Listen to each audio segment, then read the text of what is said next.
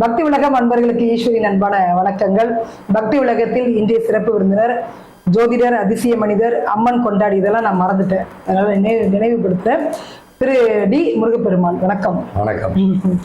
இந்த ஆன்மீக பயணத்துல எனக்கு ஒரு சந்தேகம் என்ன அப்படின்னு கேட்டீங்கன்னா, உலகத்துக்கே பொதுவான ஒரு கடவுள் அப்படின்னா நம்முடைய சிவபெருமான், நம்ம சிவகோத்திரம்.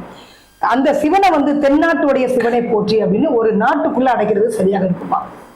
ஓ, தென்னாட்டுடைய சிவனை போற்றி, உலகத்துக்கே சிவன் பொதுவானவர். கரெக்டு தான். சூரியன் இல்லைன்னா எந்த உலகமும் இருக்காது. நம்ம அந்த பூமியை தான் உலகம்னு சொல்றோம். நம்ம பூமி இது போக உலகத்துக்கே ஒளி தரக்கூடியவர்.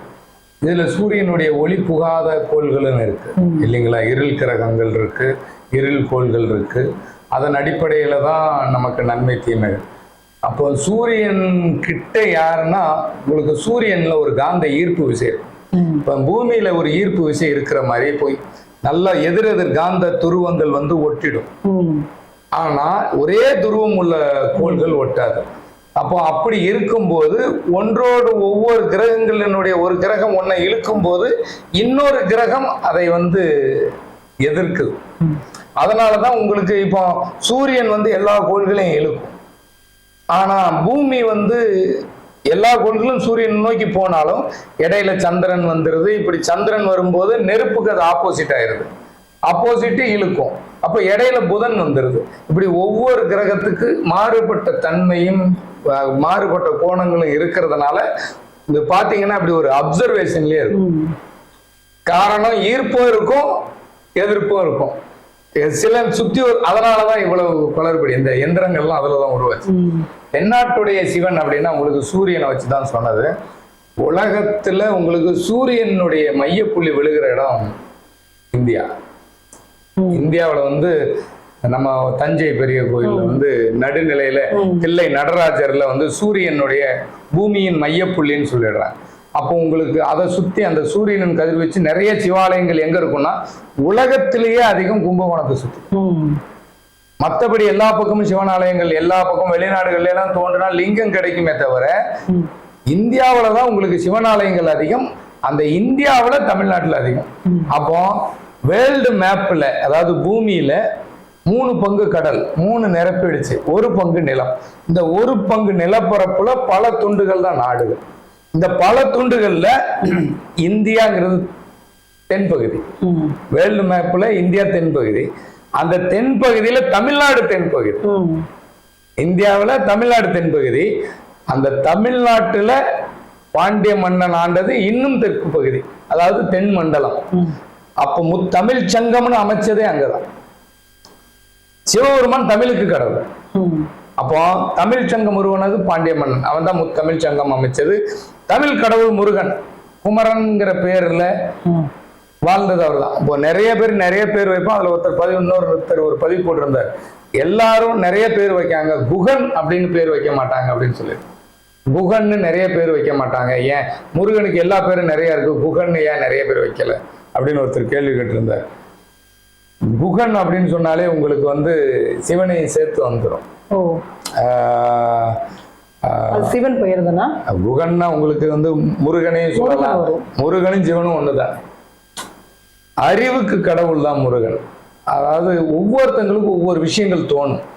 மனிதன் ஒவ்வொருத்தனும், நான் என்ன சொல்லுவேன் அப்படின்னா, ஒவ்வொருத்தனும் தன்னை உணர்ந்தால் மிகப்பெரிய சக்தி. அதாவது மனிதனால முடியாத ஒரு விஷயமே கிடையாது. இன்னைக்கு இந்த நாடு மிகப்பெரிய, அதாவது உங்களுக்கு இப்போ சமீபத்தில் ஒரு படம் வந்துச்சுல்ல, ஜெயிலர்னு ஒரு படம், ரஜினிகாந்த் படம். அதனுடைய டைரக்டர் யாருன்னு கேட்டால் நெல்சன் சொல்லிடுவாங்க. இந்த மாதிரி ஒரு விஜய் படம் வந்துச்சு, அதுக்கு டைரக்டர் யாரா அப்படின்னு சொன்னாலும் சொல்லிடுவாங்க. இதே மாதிரி நம்ம இஸ்ரோன்னு ஒரு அமைப்பு இருக்கு இந்தியாவில், அதுக்கு டைரக்டர் பேர் என்ன? சோம்நாத்னு சொன்னா நிறைய தெரியாது. எனக்கு முக்கியமான விஷயங்கள்லாம் ரொம்ப பிடிக்கும். அப்போ நம்மளுடைய எண்ணத்தை வச்சுதான் லைஃப். அப்போ மனிதன் இஸ்ரோல இருந்து தான் சேட்டலைட்டை விட்டு இந்த பூமி இன்னைக்கு சுத்துதுங்கிறது, பூமிக்கு மேல இத்தனை பிளானட்ஸ் இருக்கு, இத்தனாயிரம் வருஷம் ஆகும் இது இது அந்த கதிர்வீச்சு நம்ம பூமியில வந்து சேர்றதுக்கு இவ்வளவு நாட்கள் ஆகும். அப்போ இவ்வளவு நாட்களுக்கு அப்புறம்தான் நீ இன்னைக்குன்னு சொல்றது அந்த கதிர்வீச்சு இன்னைக்கே வந்துருச்சு. பூமியில வந்து சேர்றதுக்கு இவ்வளவு நாள் ஆகுது. அதுல இருந்து ஒரு நாளை கணக்கு பண்ணிருக்கான். அப்ப எவ்வளவு அறிவு. நீ அறிவை சும்மா சூரியன் கடவுளே அப்படின்னா உடனே பார்த்த அன்னைக்கு சூரிய ஒளி வரல. நீ சூரியனை உதிக்கும் போது பாக்குறேன்னா அது இன்னைக்கு வந்தது ஒளி கிடையாது. அதனுடைய ஒளி உதிக்கிறது உனக்கு தெரியும். அதனுடைய ஒளி வந்து சேர்றது அதை விஷயத்துல கண்டுபிடிச்சுதான் உனக்கு கொடுத்துருக்கான். இப்ப தென்னாட்டுடைய சிவன்னா அந்த முத்தமிழ் சங்கம்ங்கிறத அமைச்சது தமிழ் உயிரெழுத்துக்கள் மனிதனுடைய வாழ்வாதாரம். தென்னாட்டுடைய சிவனே போற்றி அப்படின்னா இந்த தென் மாவட்டங்கள்ல தான் தமிழ். தமிழுங்கிறது வல்லினம் மெல்லினம் இடையினம். வல்லினம் மெல்லினம் இடையினங்கிற இடத்துல இருந்து ஒவ்வொரு எழுத்தின் முழு வடிவம் தான் தமிழுங்கிற எழுத்து. அப்போ உங்களுக்கு முக்காலத்தையும் அது உணர்த்திருது, 3 லோகத்தையும் உணர்த்திருது, நமக்கு நம்ம உடம்ப 3ஆ பிரிச்சிருப்பாங்க, அதையும் உணர்த்துது. ஆக மொத்தம் தமிழுங்கிறது உயிரெழுத்தை வச்சு முழுக்க இந்த இயற்கையை மையப்படுத்தி அதை தமிழாய் உருவாக்கியது நம்மளுடைய தென்னாடு. இப்போ நிறைய ஓலைச்சுவடிகள், சித்தர்கள், முருகன் வாழ்ந்ததா வரலாறு, சிவன் வாழ்ந்ததா வரலாறு, இப்படி எல்லாமே எங்க இருக்கும்னா தென்பகுதி தமிழ்நாடு. அதுவும் இந்த பாண்டிய மன்னன்ட்டு நிறைய இருக்கும். இத்தனைக்கும் ஊருக்கு ஊர் குளம் இருக்கும். பாண்டிய மன்னன் ஆண்ட ஊர்ல ஊருக்கு ஒரு குளம் இருக்கும். ஏன்னா வறண்ட பூமி, நீர் தேக்கம் இருக்கும். இன்னைக்கு அப்படி கிடையாது. ஊரு குளம்லாம் தண்ணி வத்தி போய் கிடைக்கும். முன்னோர்கள் எதுக்கு பண்ணினாங்க, ஏன் பண்ணினாங்கன்னு இப்ப தெரியறது இல்லை. தமிழ் சங்கம் வளர்த்தது இன்னைக்கு வெறும் பணச்சங்கமா ஓடிக்கிட்டு. அப்ப அந்த தமிழ் சங்கம் உருவானதுக்கு அதுதான் காரணம். அதுக்கு காரணம் இந்த சூரியனாலதான் அந்த உலகமே இருந்தது உணர்ந்ததுன்னு பல சாஸ்திரங்கள், இதிகாசங்கள், பல ஓலைச்சுவடிகள், பல அழிக்க முடியாத பொக்கிஷங்கள் எல்லாம் உருவானது தென்பகுதி.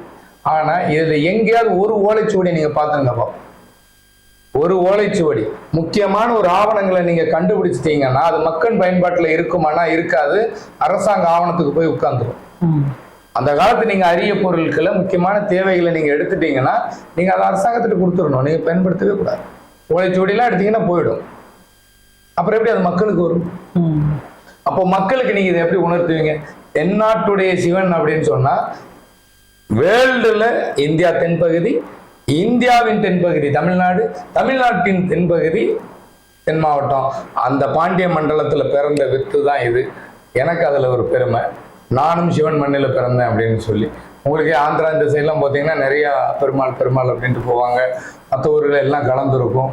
நம்ம ஊர்ல மட்டும்தான் எல்லை காவல் தெய்வங்கள் அதிகமா இருக்கும். ஊருக்கு ஊர் இருக்கும். அதே மாதிரி குரு அப்படிங்கிற ஒரு ஸ்தலம், முருகனை வச்சு வழிபடுறது. மற்ற எல்லா பக்கமும் ஒவ்வொரு அமைப்பு இருக்குன்னா முருகனுக்கு குருவான ஒரு அமைப்பு கொடுத்துருக்காங்கன்னா திருச்செந்தூர். அதே மாதிரி சிவன் அப்படிங்கிறது உங்களுக்கு நடுநிலைமை அங்க. ஆனா நம்ம ஊர்ல பெருமாளும் சிவனும் ஒண்ணுங்கிற மாதிரி உங்களுக்கு அர்த்தநாரீஸ்வரர் பெருமாளும் பார்வதியும் எல்லாரும் பார்த்திருப்பாங்க. பெருமாளும் கிருஷ்ணரும் சரிபாதியா இருக்கிற சங்கரன் அப்படிங்கிற ஒரு நாராயணன் கோவில் அப்படிங்கிறதும் நெல்லை மாவட்டம். பெரிய பெரிய மன்னர்கள் கட்டியது சிவனாலயம். பெரிய பெரிய மன்னர்கள்.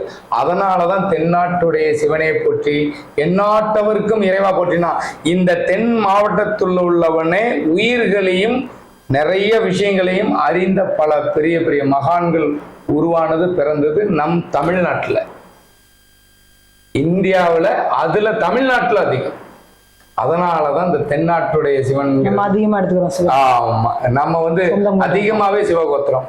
நம்ம யாருன்னு கேட்ட கோத்திரம் சிவன் சொல்லிடுவோம். அப்போ சூரியனின் பிள்ளைகள் நம்ம அப்படின்னா அறிவின் பிள்ளைகள். சூரியனோட பிள்ளை முருகன். அப்போ நம்ம முருகனை முப்பாட்டன்னு சொல்றோம். தமிழன் அனைவரும் அறிவார்ந்த பெருமக்கள் சொல்லுவாங்க. தமிழை மாதிரி அறிவாளி உலகத்திலே கிடையாது. அதனாலதான் வெளிநாட்டுல விஞ்ஞானிகள் வரைக்கும் தமிழன் தான் ஆட்கொள்றான். குமரி முதல் கடைசி எல்லை வரை ஆளுவது கொடியை நாட்டவன் நம்மளுடைய தேசமெங்கும் கொடியை பரப்பனவு தமிழன். இங்க இருந்து நாடோடிகளா வாழ்ந்தவன் தமிழன். முழுக்க அறிவின் பெருமக்கள் மனிதன். அதில் தென்பகுதியில பிறந்தவன் ரொம்ப அறிவு. அவ்வளவு அறிவு இருந்த விஷயம் இன்னைக்கு நல்வழியில் பயன்படலைங்கிறது வருத்தம்.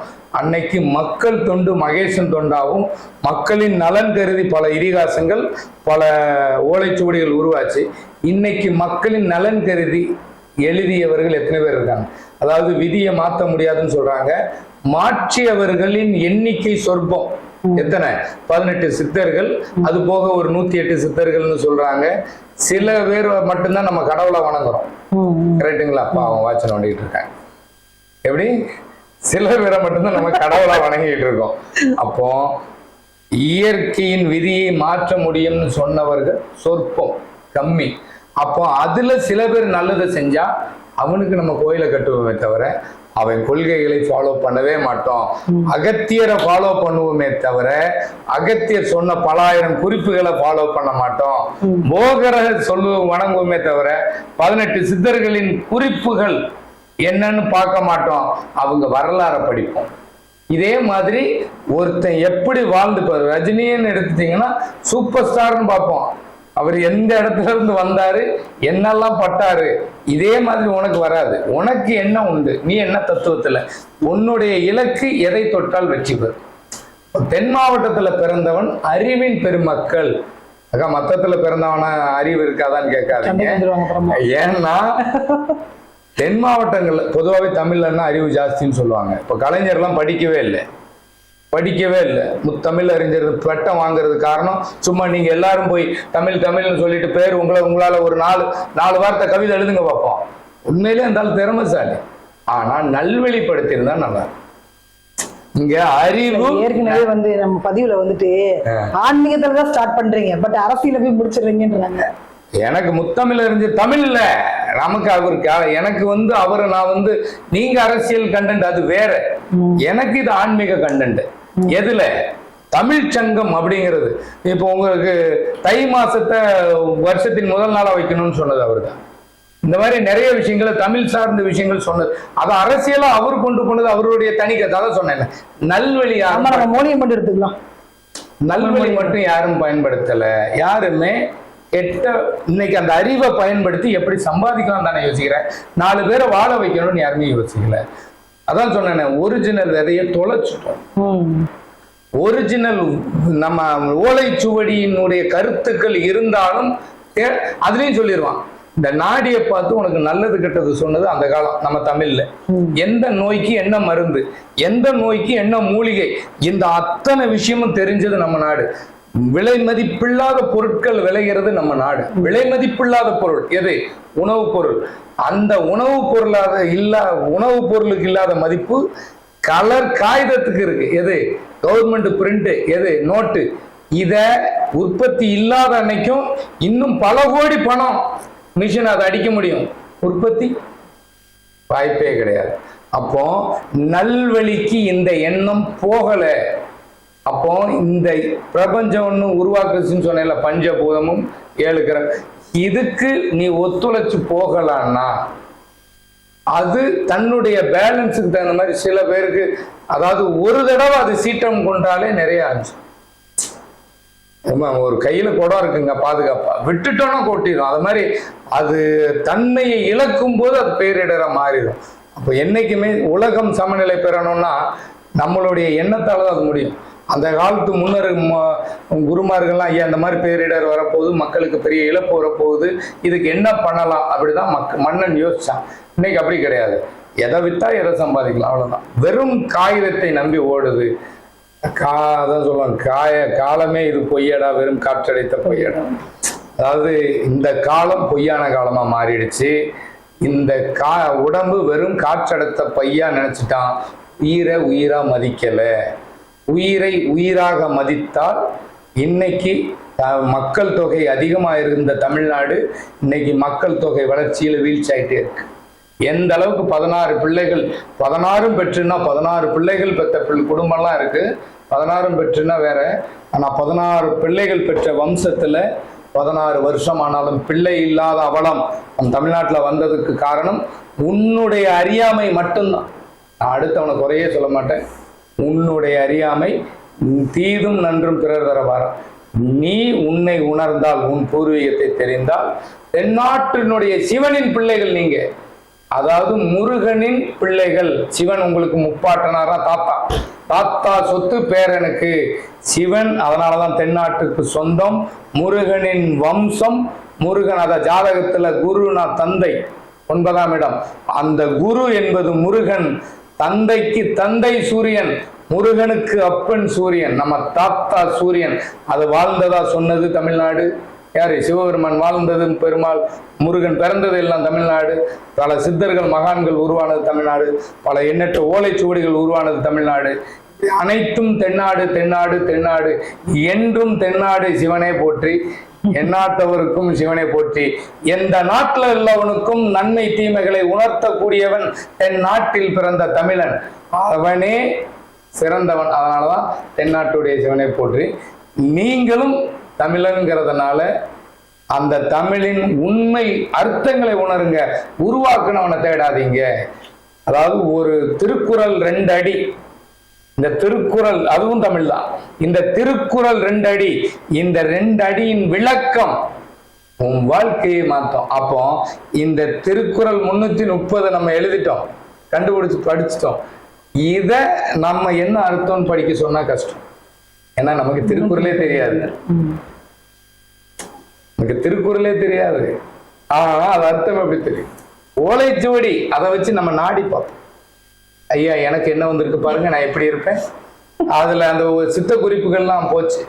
ஓலைச்சுவடியை வச்சு அவன் எந்த மருந்துல சேர்த்தா, எந்த மாதத்துல எந்த தன்மை, உடல் தன்மை உடையவனுக்கு சூட்டு உடம்பு, குளிர்ச்சி உடம்பு, அதாவது ஒரு சிலருக்கு ஸ்கின் டிசீஸ், சைனஸ் வீசிங், ஒருத்தங்களுக்கு மாதவிடாய் பிரச்சனை, இந்த மாதிரி உடல் தன்மைக்கு தகுந்த மாதிரி தான் நோயே.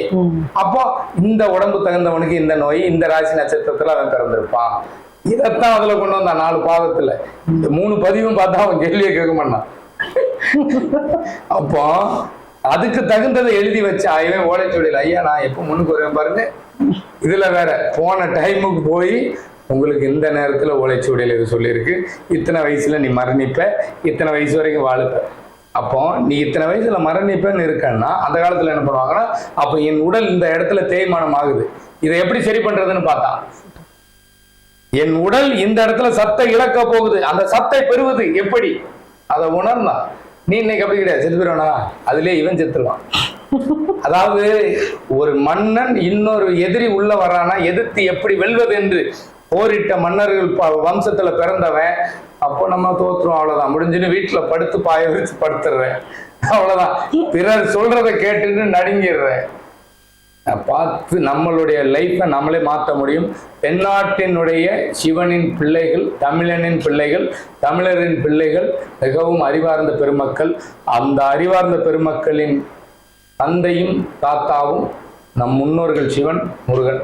அதனாலதான் தென்னாட்டுடைய சிவனை போச்சு. மிக நீண்டு நெடிய ஒரு விளக்கமாக இருந்தது. இந்த கேள்வி உங்களுக்கும் கண்டிப்பாக மனதில் இருக்கும் அப்படின்னு நினைக்கிறேன். அதற்கான ஒரு விடையை நம்மளுடைய அதிசய மனிதர் எனக்கு கொடுத்துருக்காங்க. ஜோதிடம் பார்க்கணும், வாக்கு கேட்கணும் அப்படின்னா காலையில என்னைக்கா இருந்தாலும் சரி அப்பாயின்மெண்ட் வாங்குங்க, ஃபோன் பண்ணுங்க, அப்பாயின்மெண்ட் வாங்குங்க. எல்லாருடைய ஃபோனையும் அட்டன் பண்றாங்க. முடியல அப்படின்னா அவங்களே மறுபடியும் கால் பண்ணுவாங்க. அப்பாயின்மெண்ட் வாங்கிட்டு காலையில 10 மணிக்கு மேல நீங்க வாங்க. சீக்கிரம் 8 மணி 9 மணிக்கு வந்துட்டுலாம் வெயிட் பண்ண வேண்டாம். 10 மணிக்கு மேல நீங்க வாங்க. 10 மணிக்கு மேலே வாங்க. அப்புறம் நீங்கள் இன்னொரு கேள்வி கேட்கலாம். இது முடிக்கவே வேண்டாமா? முடிச்சு.